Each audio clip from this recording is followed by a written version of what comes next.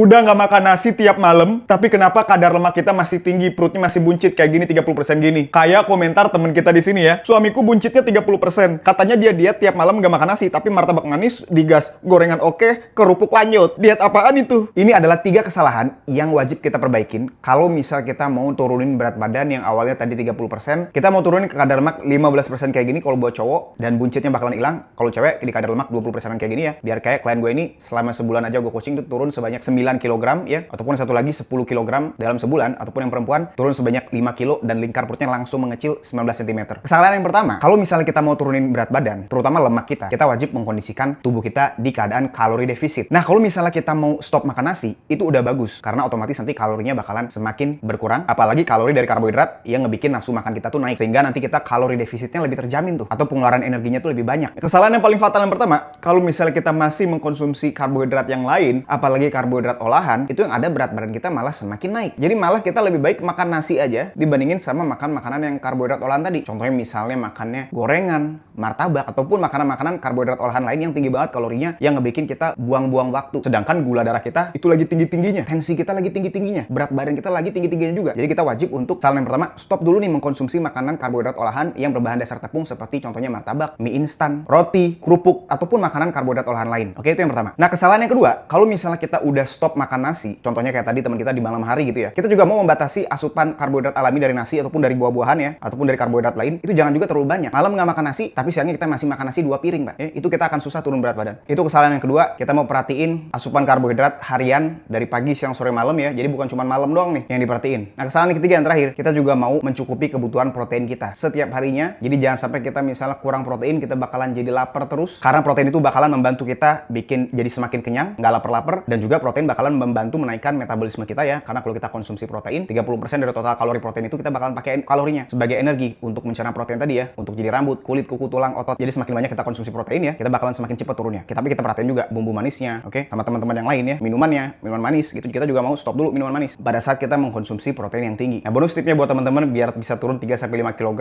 dalam waktu seminggu, biar kayak klien-klien gue tadi, lingkar perutnya juga turun 3-5 cm. Teman-teman juga wajib untuk tidur yang cukup dan juga meningkatkan tingkat aktivitas harian melalui program latihan yang rutin. Jadi ada latihan beban, ada jalan kaki, kardio lengkap. Nah, kalau misalnya teman-teman mau dibikinin itu semua, dari program dietnya, makan di rumahnya itu apa aja, cara masaknya, bahan-bahan makanannya itu apa aja, termasuk kalau kita lagi di luar, itu makannya apa aja, mau di restoran ataupun di ojek online, dan juga program latihan di rumah ataupun di tempat gym, rutinitas latihan itu ngapain aja, dari latihan beban sampai kardionya itu ngapain aja, supaya kita bisa progresnya itu jadi terjamin, dan kita pun jadi semakin semangat dan konsisten. Karena setiap minggu kita bakalan review, dan gue bakalan monitor langsung. Kalau misalnya teman-teman tertarik, teman-teman bisa langsung daftar aja di link di bio.